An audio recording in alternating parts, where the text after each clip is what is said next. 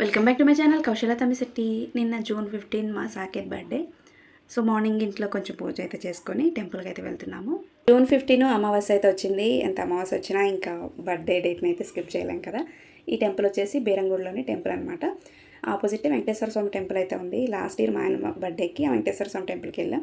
So మాకు దగ్గరలో శివాలయం అయితే ఉంది. బట్ ఈసారి ఎప్పుడు వెళ్ళే టెంపులే కదా, కొంచెం వేరే శివుడి గుడికి అయితే వెళ్దామని చెప్పి అయితే అన్న. ఇంకా బీరంగూడలోని శ్రీ భ్రమరాంబిక మల్లికార్జున స్వామి టెంపుల్కి అయితే వచ్చాము.